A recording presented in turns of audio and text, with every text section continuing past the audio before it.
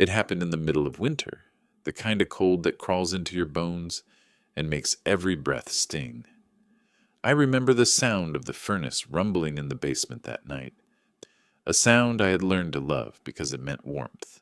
What I didn't expect was that the same furnace would be the last thing I'd hear before my daughter locked me down there for 3 days. Before we continue, let me know where you're watching from in the comments. That night started like any other. The house smelled like leftover chili and pine sol from the floors I'd mopped earlier. I was fixing the pilot light because it kept flickering out, and the heat bill from Columbia Gas of Pennsylvania had already been high that month.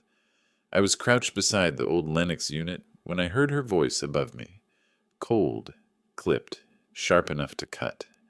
"Dad, you're using too much hot water again." I thought she was joking. I even laughed, told her I'd just finished tightening the line, and I'd be up in a second. Then I heard the door close. A second later, the bolt slid into place. A clean, final sound. At first, I thought it was a mistake. Maybe her husband was messing around. But the minutes kept passing. The air got heavier. The hum of the furnace was the only thing breaking the silence. I tried calling her name, then banging on the door with the wrench in my hand. No answer. That's when I noticed the cardboard boxes stacked near the wall. They weren't mine. They were labeled in neat handwriting. Taxes 2023, remodel plans, loan docs. On top of one, there was an Allegheny County property tax bill, still addressed to me. My name, my address, my signature at the bottom. But the thing that really made me stop was the line marked trustee of the Williams family, revocable trust. I hadn't thought about that file in years, not since her mother died. The binder was right there beside the bill. I'd created that trust to protect the house if something ever happened to me. I was the trustee, she was just the beneficiary. I picked it up, thumbed through the pages by the dim light of the utility bulb. Every document had my signature, my initials, my notary stamp. My hands started to shake, not from fear, but from the realization that maybe this house wasn't as much hers as she liked to say it was. From upstairs came the sound of laughter, plates clinking, the faint bass of a TV. I could smell buffalo sauce from a DoorDash bag, and for a second I pictured them sitting on the couch while I sat down here on cold concrete. My throat was dry, so I turned on the utility sink and drank from my palm. The water tasted like rust and dust. When I sat down again, the wrench still in my hand, I realized how far we'd drifted. I had built this house after her mother passed, working nights at UPMC's maintenance crew and weekends at a body shop. I thought giving her stability would heal us both. I never remarried because I didn't want her to feel replaced. I paid off the mortgage 22 years later, dollar by dollar. Every nail, every inch of drywall, every bill, it was all me. But now I was sitting in the dark, locked under the same roof I once built to protect her. I tried to make sense of it. Maybe she was angry about something I'd said. Maybe I'd overstepped. But locking me in? Number. That wasn't anger. That was power. I leaned against the cold cinder-block wall and listened to the muffled sound of her husband's voice. He was laughing about something. Then I caught his words. "Once the equity clears, we'll knock down the basement wall and add a gym." I froze. Equity. They'd been talking about refinancing, using the house as collateral.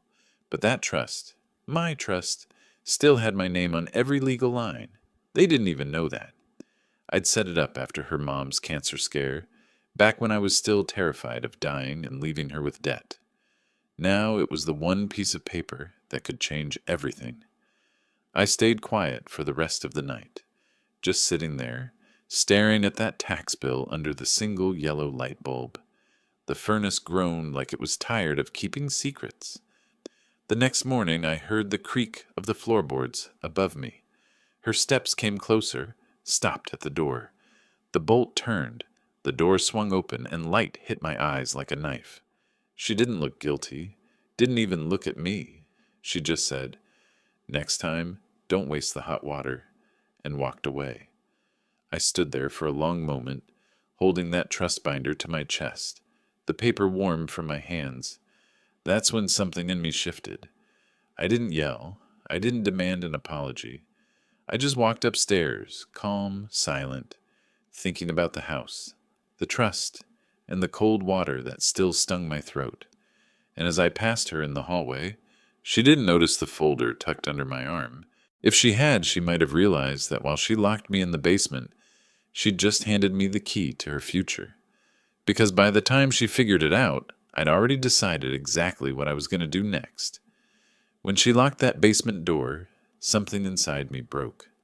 But when she opened it, like nothing had happened, something else started to build. Quiet, cold, and sharp. I didn't sleep that night.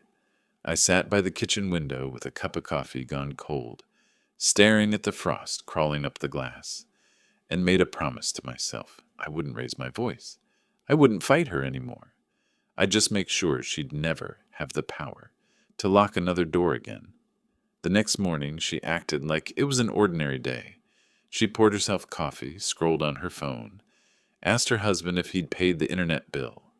Not a word about what she'd done. I stood there by the counter, my hands still trembling from the cold, waiting for even a glance of guilt. Nothing, just her usual tone, clipped, impatient, the kind that said, "I live here, you just stay out of the way." But while she talked, my eyes drifted to the mail pile on the table. A letter from PNC Bank, another from Allegheny County Title Office. Both addressed to me. She must have assumed they were junk mail. That was her mistake. I slipped them quietly into the old folder under my arm, the same one I'd taken from the basement. Around noon, I walked to the public library on Fifth Avenue, the one I used to take her to when she was little. Back then, she'd sit in my lap and flip through picture books while I pretended to read the paper. Now, I sat at the same wooden table with that binder open in front of me. The librarian gave me the same gentle nod she always did. Some things don't change, but most do. The letter confirmed what I had suspected. The trust I set up years ago was still active. The house was owned by the Williams Family Revocable Living Trust, with me as trustee and sole decision-maker. My daughter was listed only as beneficiary upon death of trustee.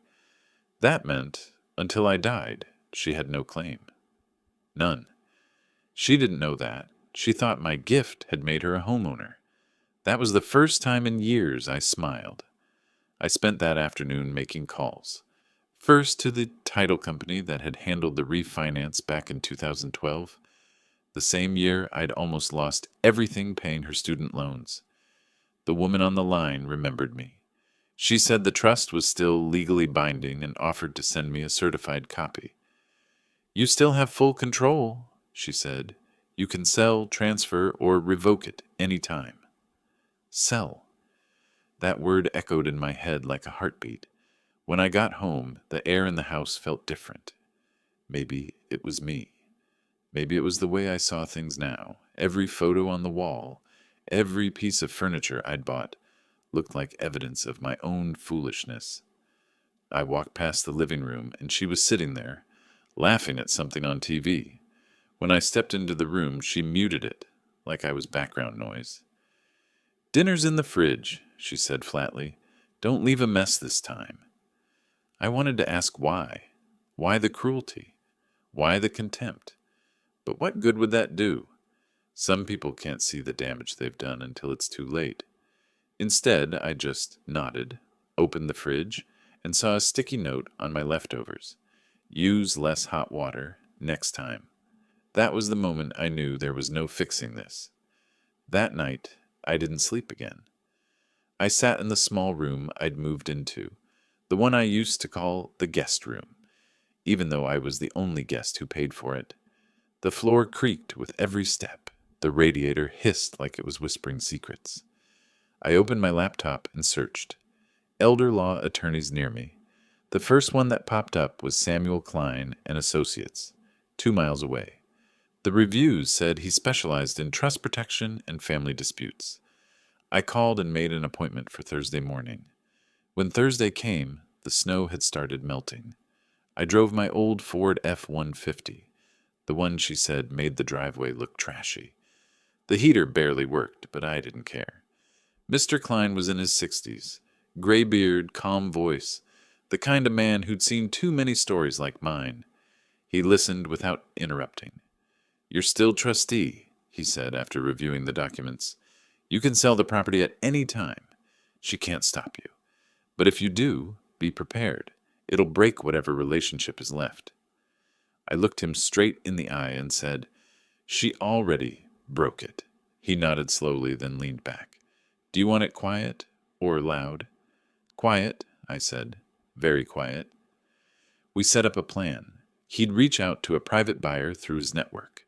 A cash sale, off-market, quick and clean.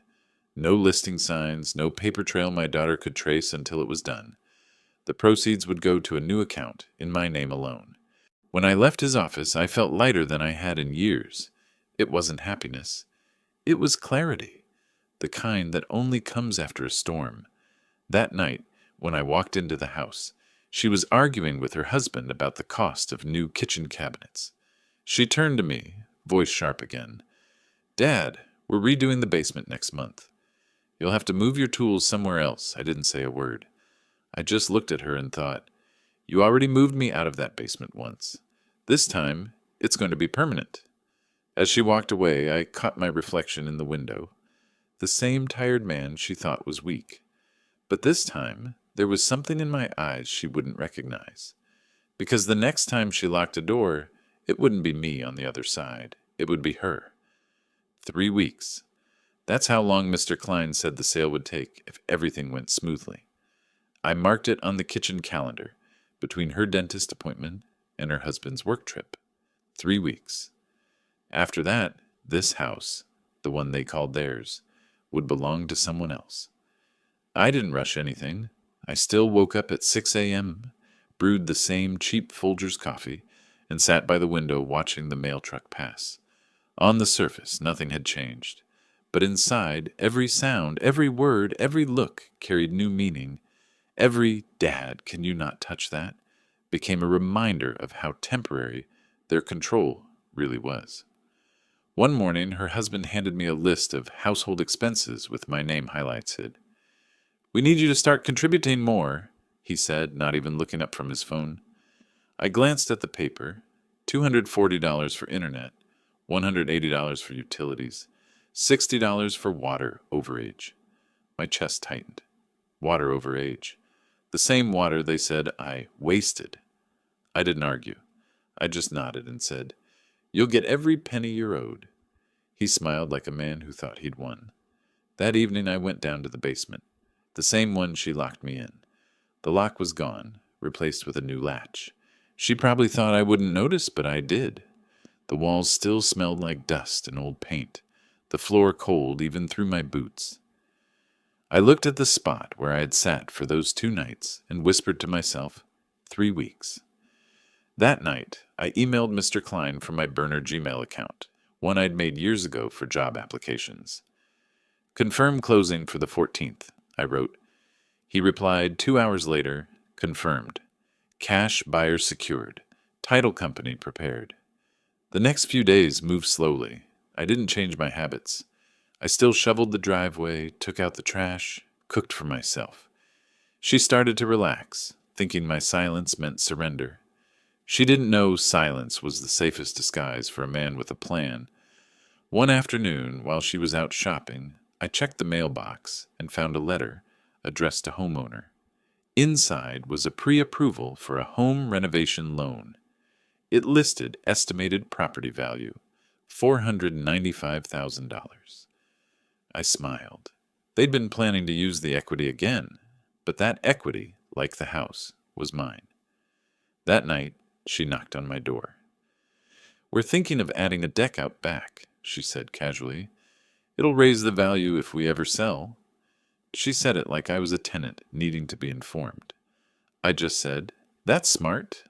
Always good to invest in what's yours." She smiled, completely unaware of how those words twisted the knife in her own future. The next day, I drove to the bank and opened a new Wells Fargo account under my name only. I deposited a small check, just $50, to activate it. The teller asked if I wanted to set up online access. I said no. Some things are better handled face to face, I told her. That night, I took inventory of what I truly needed: passport, social security card, birth certificate, my wife's wedding ring, the pocket watch she gave me on our 10th anniversary. Everything else could stay. A week before closing, I told them I'd scheduled an exterminator for termites in the crawl space. It was a perfect cover to clear the house on closing day. She barely looked up from her laptop and said, "Fine, just make sure they're done before Friday night. We're hosting friends." The day before the closing, I woke up before sunrise. The house was silent except for the faint hum of the refrigerator. I stood in the kitchen, hands around a warm mug, and looked around one last time. Every corner held a memory. The wall she dented when she threw her high school trophy during a tantrum. The doorframe where I'd marked her height every birthday. I ran my fingers over those pencil lines. They stopped at age 14, the year her mother died. Maybe that's where we both froze in time. Me, trying to protect a child who wasn't a child anymore, and her, trying to punish the ghost of every rule I'd ever made. At 10 a.m., I met Mr. Klein at Riverside Title Office. The buyer was a young couple, late 20s, newly married, eyes full of the same excitement I once had when I bought this place. They signed first, then it was my turn. Each signature felt like closing a wound that had festered too long. When I finished, the notary smiled. "Congratulations, Mr. Williams. Wire transfer should hit your account within the hour. By 11 a.m., it did. $482,000. Clean. Final." I drove back home and parked down the street. From the sidewalk, I watched my daughter carry groceries inside, humming, completely unaware of the storm about to hit. She was planning dinner. I was planning freedom. Around noon, I texted her, "Don't forget, the exterminator's coming at 2. Make sure you're out of the house." At exactly 1:58 p.m., the crew pulled up. 2 movers in gray uniforms, a van marked with a local logistics company. I watched from the corner as they carried in boxes and tools. At 2:30, the new owners arrived with their keys. The sale had closed an hour earlier. Legally, it was their home now. I didn't stay to watch what happened next. I just got in my truck and drove. The road stretched out ahead, snow melting into thin lines of water along the asphalt. For the first time in years, I didn't have anywhere I needed to be. As I passed the Pittsburgh International Airport exit, I glanced at my phone. No new messages yet, but I knew they'd come, because in a few hours she'd walk through that front door, see strangers moving boxes into our living room, and realize that every ounce of control she thought she had had just vanished. And when her calls finally started pouring in, I'd already be miles away, watching the city skyline shrink in my rearview mirror, wondering if she'd ever figure out the one truth that started it all. You don't lock away the person who built the walls around you, because one day he might just take those walls with him. By the time I pulled back into the neighborhood, the street was already crowded. I parked a block away, rolled down the window, and watched from the distance. My daughter's silver SUV was in the driveway, its door wide open, hazard lights blinking. She was standing on the lawn, barefoot in her robe, yelling at 2 movers who were calmly carrying furniture out of my front door. Her husband was pacing, red-faced, holding his phone up like it was a weapon. The young couple who'd bought the house stood on the porch, their paperwork neatly folded in their hands, trying to explain that everything was legal. The movers just kept working, efficient and silent, as if they'd done this 100 times before. The whole scene looked surreal, almost cinematic, except it wasn't a movie. It was the moment I'd been waiting for, the moment justice arrived without a single raised voice. From where I sat, I could hear her shout, "This is our house. My father gave it to me." One of the movers stopped, looked at her, and said quietly, "Ma'am, the deed says otherwise." Then he handed her the folder, the closing documents with her father's signature printed in black ink. My signature. Her knees wobbled. She looked at the page, then at the house, as if the bricks themselves had betrayed her. Her husband stepped forward, trying to regain control. "We'll call the police," he said. "We'll sue him." The new owner, a polite young man in a windbreaker, simply replied, "You can call whoever you want, but the title's already recorded with the county." And that was it. No shouting match, no drama left to perform. Just paperwork. Cold, clean, final. I watched as the realization set in. The confidence she'd worn like armor started to crack. Her voice trembled when she called my name, scanning the street, hoping I'd appear and explain it all away. She didn't know I was already there, sitting in my truck under the gray February sky, watching her learn the hardest lesson of all. When you take everything for granted, everything can be taken away. My phone began to buzz on the seat beside me. First one call, then 5, then 20. I didn't answer. Each ring was another echo of the basement door locking, another hour I'd spent in the dark. I let them all go to voicemail. Then came the texts. "Dad, please call me. What did you do? You can't do this to me. We have nowhere to go." I stared at those words for a long time, then turned the phone face down. For years I'd carried the weight of her life, the tuition payments, the mortgage, the endless just one more favor. She never noticed how heavy it was because I never complained. Now that I'd set it down, she was feeling the full weight of it for the first time. At noon I drove to the Wells Fargo branch in Monroeville to confirm the wire had cleared. The teller smiled when she saw the amount. "Congratulations, Mr. Williams," she said. "That's quite a sale." I nodded, slid my ID across the counter, and said, "Transfer it." Within minutes, the funds were moved into a private account overseas, untouchable, irreversible. By the time I walked out, the winter air felt different, lighter, sharper. I bought myself a coffee from the Sheets next door, extra cream, the way I liked it, and sat in the parking lot sipping slowly. For the first time in years, nobody could tell me what to do. When I finally turned my phone back on, there was a voicemail from a number I didn't recognize. It was Detective Morris from the local precinct. "Sir," he said, "your daughter filed a complaint. She's alleging you sold the property without her consent. We reviewed the records. It's all in your name. Legally, you're fine, but maybe give her a call. She's pretty shaken up." I laughed softly to myself. Shaken up. Maybe that was what it took. I didn't call her. Instead, I called Mr. Klein. "It's done," I told him. "Everything's transferred." "When can we finalize the travel paperwork?" He paused. "Whenever you're ready, Mr. Williams. But you don't have to disappear completely, you know." I thought about that, about staying, about the guilt that still tried to claw its way back in. But then I remembered her face when she looked at those papers, how quickly her laughter from nights before had turned into disbelief. That wasn't guilt. That was balance.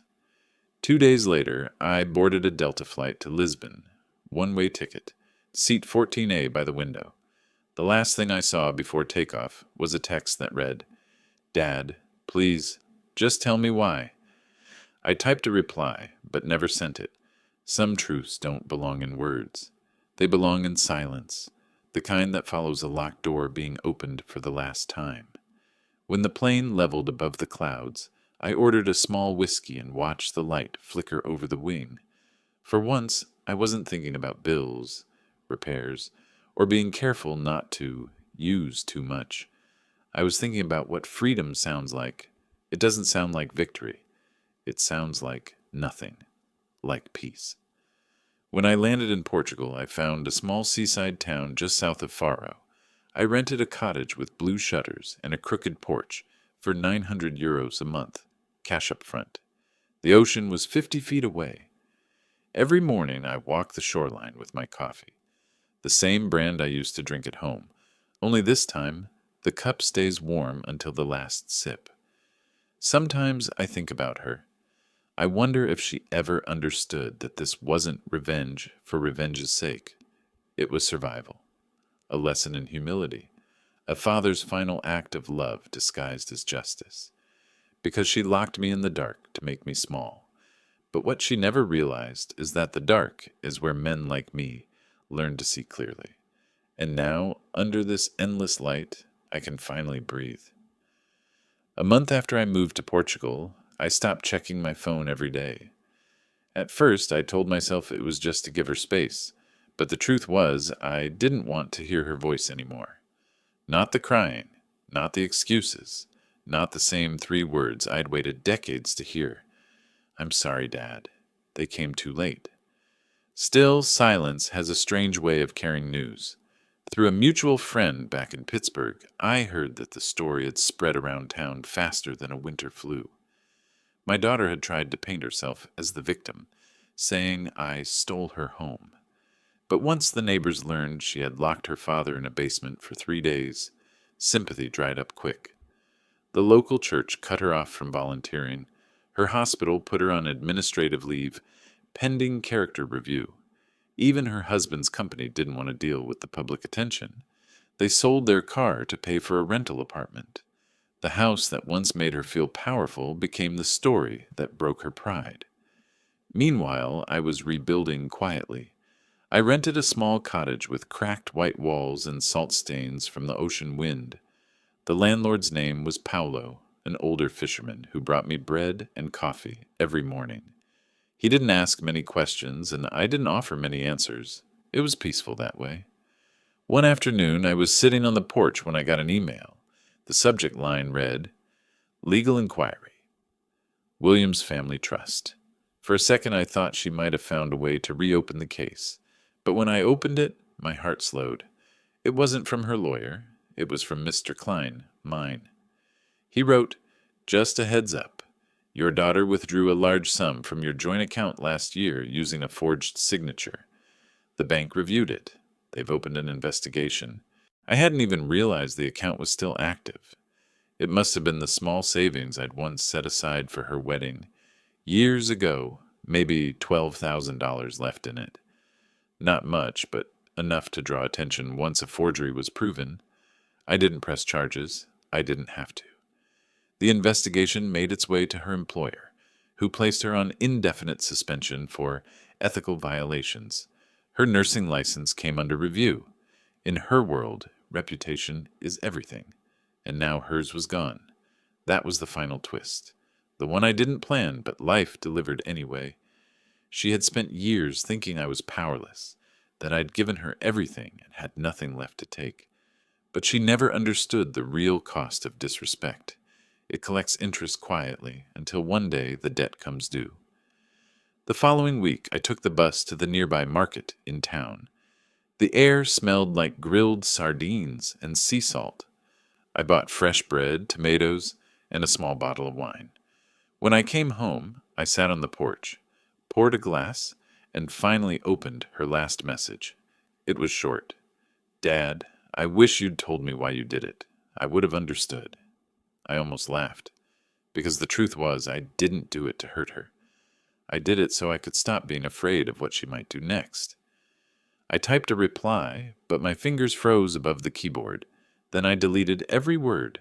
Some lessons can't be explained. They have to be lived. That night, the tide came in high. The sound of the waves hitting the rocks felt like an echo of every slammed door, every shouted insult, every silent dinner I'd ever endured. But it didn't sound angry anymore. It sounded final. For the first time in years, I slept without locking my door. A few months later, I received a postcard from Mr. Klein. It was just a line scribbled under a photo of a gavel. "Case closed. No further contact necessary." I pinned it on the wall next to my wife's old photo, the one where she's smiling under the apple tree in our first backyard. I like to think she'd understand what I did. Maybe she wouldn't have agreed with how far I went, but she would have known why. I learned something I wish I'd understood sooner. You can't make people grateful by giving them everything. Sometimes, the only way to remind them what you're worth is to take yourself out of their reach. Now, when the sun sets over the Atlantic, the sky turns the same orange hue as the paint we used to cover the porch back home. I sit there, sip my wine, and feel the air soften around me. I'm not haunted by anger anymore. Just quiet, just peace. If you've ever been betrayed by someone you loved, someone you gave your whole life to, tell me about it in the comments. Maybe your story will help someone else find their way out of the dark. And if mine did that for you, don't forget to stay connected. There are more stories like this, real stories waiting to be told. Because sometimes revenge isn't about getting even. It's about finally setting yourself free